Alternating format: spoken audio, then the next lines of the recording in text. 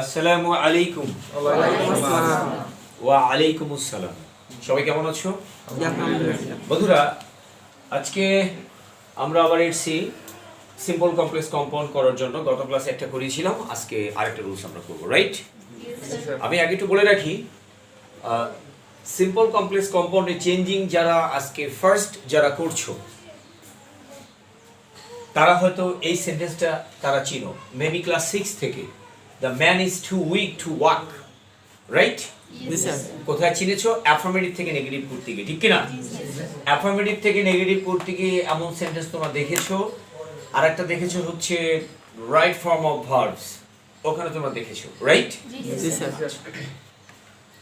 তো আসলে এই সিম্পল সেন্টেন্সটা এটা অ্যাফার্মেটিভ, আর এটা হচ্ছে, আর এটা বা এটা নেগেটিভ। তো এই অ্যাফার্মেটিভ সেন্টেন্সকে নেগেটিভ করতে বললে আমরা এটাও লিখতে পারি, এটাও লিখতে পারি। তো আমরা সাধারণত কমপ্লেক্সটা লিখে দিই। যাক, আমরা ফার্স্ট আমরা শিখবো সিম্পল থেকে কম্পাউন্ড এবং কমপ্লেক্স কিভাবে করে। তো আমি একটু সেন্টেন্সটা পড়ছি। The man is too weak to walk. সাধারণত একটু প্রনাউন্সিয়েশনে একটু বলি, এটাকে আমরা টু বলি, এটাকে আমরা টু বলি, রাইট কি না? এটা হচ্ছে American pronunciation, but British pronunciation হচ্ছে এটাও টু, এটাও টু। এই টুটা একটু দীর্ঘ হবে, টু, এটা হচ্ছে টু। সবাই কি clear? The man is too weak to walk. আমাদের একটু ভালোভাবে বুঝতে হবে, দ্য ম্যান হচ্ছে কি সাবজেক্ট, ইজটা হচ্ছে কি ভার্ব। এখানে কথা আমরা জানি ইজ হচ্ছে অক্সিলারি ভার্ব, ঠিক কি না?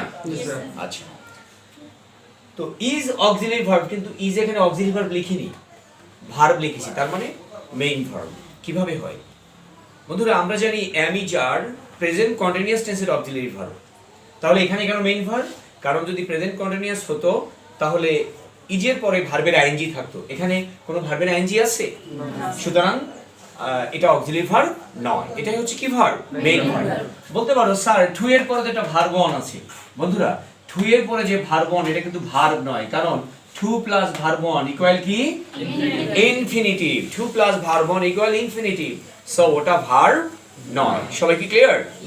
আচ্ছা, তো the man is হচ্ছে ভার্ব, টু এর পরে কি থাকবে? একটা অ্যাডজেক্টিভ। কি থাকবে? আমরা জানি যে ওয়ার্ড দ্বারা নাউন বা প্রোনাউনের দোষ গুণ অবস্থা পরিমাণ বোঝায়, সেটাই হলো অ্যাডজেক্টিভ। তো উইক হচ্ছে এখানে অ্যাডজেক্টিভ, এরপরে টু, এরপরে ভার্ব 1। তো 2 plus verb 1 মানে ইনফিনিটিভ। এখন মানেটা একটু বুঝবো।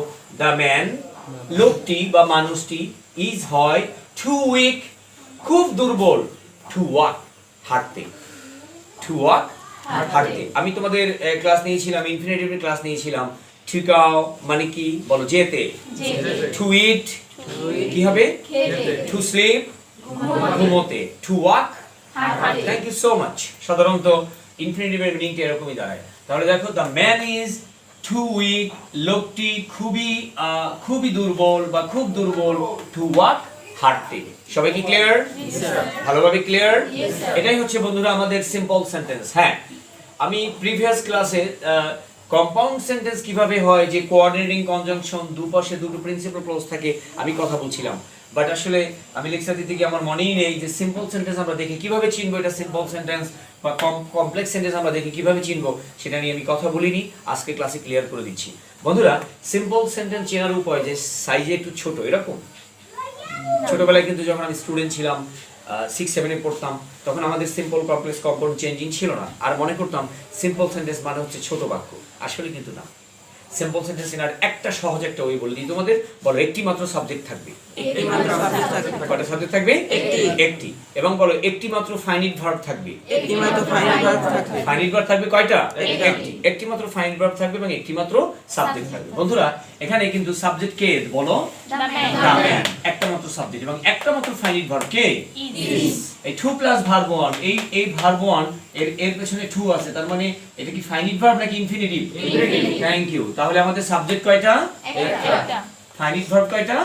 একটা। তাহলে সিম্পল সেন্টেন্সে একটা সাবজেক্ট এবং একটা ফাইনাইট ভার্ব থাকে। এখন দেখো কম্পাউন্ডে, দেখো দ্য ম্যান একটা সাবজেক্ট, হি একটা সাবজেক্ট। সাবজেক্ট কয়টা? দুইটা। যদিও দ্য ম্যানের প্রোনাউন হচ্ছে হি, ঠিক কি না বলো? ম্যানের পরিবর্তে হি বসছে, এম আই রাইট? আচ্ছা, কিন্তু সাবজেক্ট তো দুইটা, রাইট কিনা বলো? আচ্ছা, কমপ্লেক্স দেখো, কমপ্লেক্সে দেখো দ্য ম্যান আবার হি, কয়টা সাবজেক্ট? দুইটা। সবাই কি ক্লিয়ার? এবং দেখো এখানে ফাইনাইট ভার্ব দুইটা, খেয়াল করো, ইজ একটা ফাইনাইট ভার্ব, রাইট? এবং হি কান্ট ওয়াক, এই যে ওয়াক ভার্ব ওয়ান, এর এই এখানে যে ওয়াক তার আগে টু ছিল, মানে ইনফিনিটিভ। এখানে ওয়াক এর কি টু আছে? এটা কি ইনফিনিটিভ?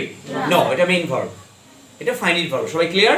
ফাইনাইট ভার্ব কয়টা? দুইটা, সাবজেক্টও দুইটা। কমপ্লেক্স দেখো, কমপ্লেক্সেও সাবজেক্ট দুটো, আবার ফাইনাইট ভার্ব দুইটা, একটা হচ্ছে ইজ আর একটা হচ্ছে ওয়াক। সবাই কি ক্লিয়ার? ভালোভাবে ক্লিয়ার?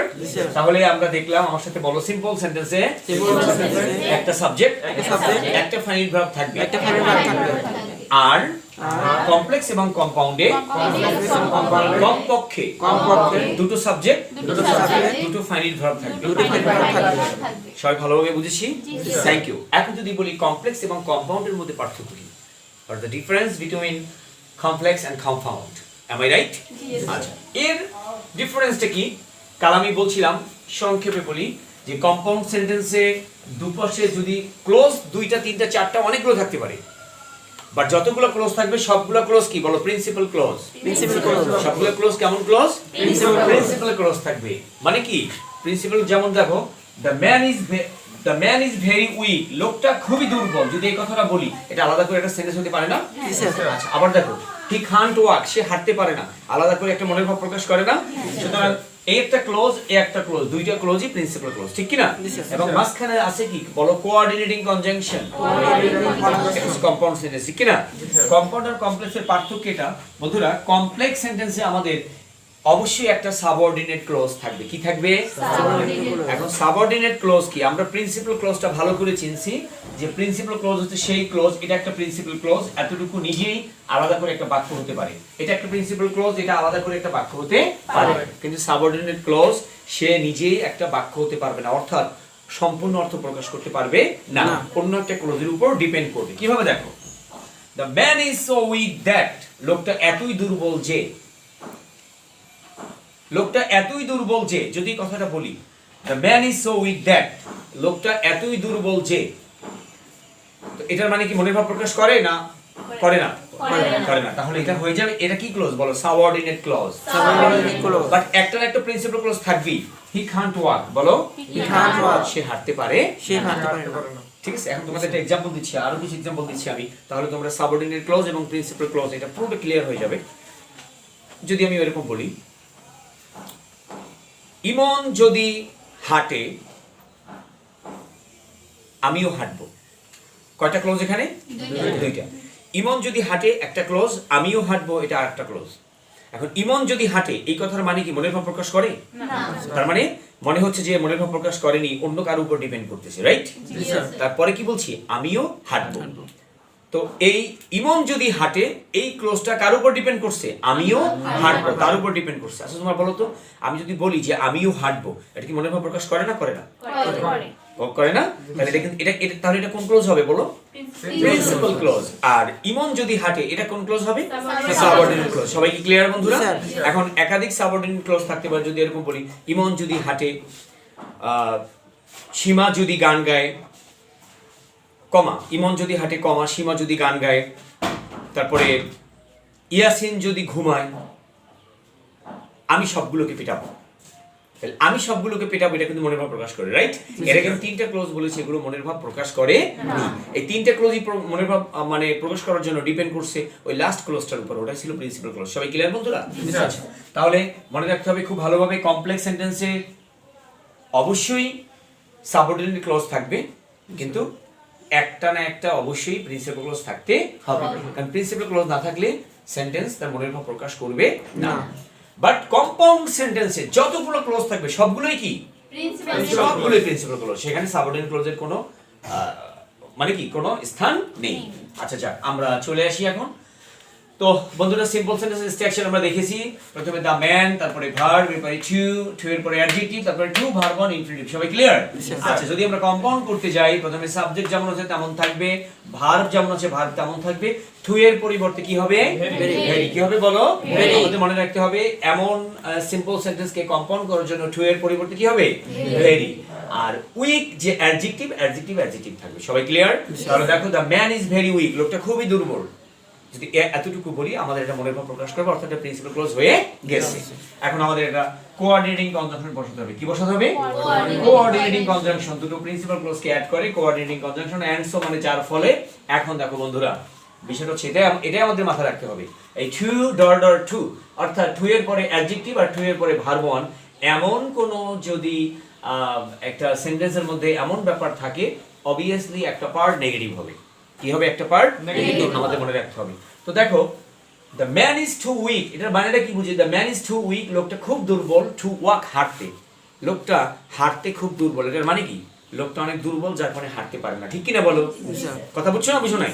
হ্যাঁ, তো পারে না। তো এখন এই হি কোথা থেকে পাবো আমরা? এই যে সাবজেক্ট হিসেবে কি আছে? The man. দ্য ম্যানের প্রোনাউন কি হবে? যদি থাকতো দ্য গার্ল তাহলে প্রোনাউন কি হতো? শি। Thank you. যদি এখানে হতো মেন, তোমরা কি জানো? এম ই এন দেখাচ্ছি। এম ই এন, মেন কি সিঙ্গুলার না প্লুরাল বলো তো? মাত্র একজন বা দুইজন বলছো। মেন কিন্তু প্লুরাল, বলো কি? প্লুরাল। বন্ধুরা 3 4 আমরা পড়েছি ম্যান মেন। মেন মানে মানুষেরা। যদি মেন থাকতো মেন প্লুরাল, তাহলে মেনের প্রোনাউন কি হতো? They. Thank you so much. তাহলে দে বসতো। তো আমরা ওখানে সাবজেক্ট বসাবো। তারপর যদি নেগেটিভ হবে তো আমরা কান্ট মানে কান্ট বা ক্যান নট। হ্যাঁ, এরপর আমরা ভার্ব ওয়ানটা লিখবো। এখন কথা হচ্ছে আমাদের এখানে ক্যান নটও বসাতে পারি, কুড নটও বসাতে পারি। কার উপর ডিপেন্ড করবে? আমি এখানে লিখে দিয়েছি। বলো অ্যামিজার থাকলে ক্যান নট, ওয়াজয়ার থাকলে কুড নট। তো ক্যান নট তার আমরা কন্ট্রাকশন কি লিখতে পারি? খান্ট। যদি বল British pronunciation thank you, can't মানে ক্যান নট, খান্ট। আর কুড নট কুডেন্ট। ঠিক কি না? তোমরা কুডেন্টও বলতে পারো, কুডেন্টও বলতে পারো। দুটোই পারফেক্ট প্রনাউন্সিয়েশন। একটা হচ্ছে ব্রিটিশ, একটা হচ্ছে আমেরিকান। Thank you. তো বন্ধুরা তাহলে আমরা কিভাবে মনে রাখবো? প্রথমে সাবজেক্ট, তারপরে ভার্ব, টু এর পরিবর্তে কি বসলো? ভেরি। এরপরে অ্যাডজেক্টিভ যেমন আছে তেমন আমরা কনজাংশন বসাবো, যেটা মিলে মিনিং অনুসারে এন্ড সো মিলছে। আমরা এই যে সাবজেক্ট থাকবে তার আমরা প্রোনাউন করব। এরপরে ওই যে দেখো অ্যামিজার কি ইজ আছে না? তার মানে কি প্রেজেন্ট ইনডিফিনিট টেন্স। ঠিক কি না বলো? Present tense. সুতরাং বসবে খান্ট। আর যদি বসতো ওয়াজ তাহলে হতো কুডেন্ট। সবাই কি বুঝছো? হ্যাঁ, সাবজেক্টের প্রোনাউন বসাবো, খান বা কুডেন্ট বসাবো টেন্স অনুসারে। এরপর এই ভার্ব ওয়ানটা জাস্ট বসিয়ে দেবো। সবাই কি ক্লিয়ার? তাহলে হলো হি কান্ট ওয়াক। পুরোটা কি বলি? The man is very weak, লোকটা অনেক দুর্বল, এন্ড সো যার ফলে হি কান্ট ওয়াক, সে হাঁটতে পারে না। সবাই কি ক্লিয়ার? Thank you. আমরা মিনিং শো, আমি এটার শুধু মিনিংটা লিখেছি আর এটা মিনিংটা মুখে বলে দিলাম, তোমরা সবাই নোট ডাউন করবা। Last one complex sentence. আমি তোমাদের গত ক্লাসে বলেছিলাম যে কম্পাউন্ড থেকে কমপ্লেক্সে তেমন কোনো চেঞ্জেস নেই। জাস্ট কি হবে? এই যে কনজাংশন কি বসবে বন্ধুরা? কনজাংশন বসবে না। এখানে দ্যাট বসছে জাস্ট। একটু পার্থক্য আছে। ভেরির পরিবর্তে কি বসবে এখানে? সো দিতে হবে এখানে। So the man is so weak, আমাদের কনজাংশন বসবে না। যেটা বসে মাঝে মাঝে বসতে পারে, এটা কি রিলেটিভ প্রোনাউন। কি দুটো ক্লোজের মধ্যে সম্পর্ক স্থাপন করে বা দুটো ওয়ার্ডের মধ্যে একটা রিলেশন স্থাপন করে, একটা সম্পর্ক স্থাপন করে, এটা ইটস কল্ড রিলেটিভ প্রোনাউন। তাহলে বলো, তাহলে বলছি the man is so weak, লোকটা এতই দুর্বল দ্যাট যে, বলো লোকটা এতই দুর্বল যে কান্ট ওয়াক, সে হাঁটতে পারে না। ওই লোকটা এতই দুর্বল যে, এই দ্যাট বসানোর কারণে লোকটা এতই দুর্বল যে, তার মানে এই ক্লোজটা কি ক্লোজ হবে? সাবঅর্ডিনেট ক্লোজ না principal clause? Subordinate clause. Thank you so much. But এটা প্রিন্সিপাল ক্লোজ। আমরা কি 100% বুঝেছি? কম্পাউন্ড থেকে কমপ্লেক্সে তেমন কোনো পার্থক্য আছে বলো? তেমন কোনো পার্থক্য নেই। জাস্ট ভেরির পরিবর্তে কি? সো। আর আমরা জানি কোঅর্ডিনেটিং কনজাংশন কমপ্লেক্সে বসবে না, তো এখানে রেডি প্রোনাউন দ্যাট বসছে। সবাই ক্লিয়ার? Thank you. আমরা অবভিয়াসলি মিনিং সহ আমরা শিখবো এবং খুব ভালো করে আমরা প্র্যাকটিস করব। মনে থাকবে বন্ধুরা, ক্লাস 6 থেকে তোমরা সবাই কিন্তু অ্যাফার্মেটিভ সেন্টেন্স আকারে এটা পেয়েছো আর নেগেটিভ আকারে এটা পেয়েছিলে কিনা বলো? বাট এখন তোমরা এটাকে পাচ্ছো আবার সিম্পল আর কমপ্লেক্স আর কম্পাউন্ড চেঞ্জিং এর জন্য, যেটা আমাদের ক্লাস 9 থেকে ইন্টারমিডিয়েট পর্যন্ত লাগে বা এর পরেও লাগে। ক্লিয়ার? বাট 6 7 এ সিম্পল কমপ্লেক্স কম্পাউন্ড লাগে না, এই চেঞ্জিংটা আমাদের নেই। Thank you so much. বেশি বেশি প্র্যাকটিস করো আর নিজে আমার এই সিস্টেম অনুসারে তুমি নিজেও আরো ভার্ব সাবজেক্ট চেঞ্জ করে অ্যাডজেক্টিভ চেঞ্জ করো, নিজেও আরো সেন্টেন্স মেক করো অথবা তোমার বই থেকে প্র্যাকটিস করো। Thank you so much. Allah হাফেজ। আসসালামু আলাইকুম।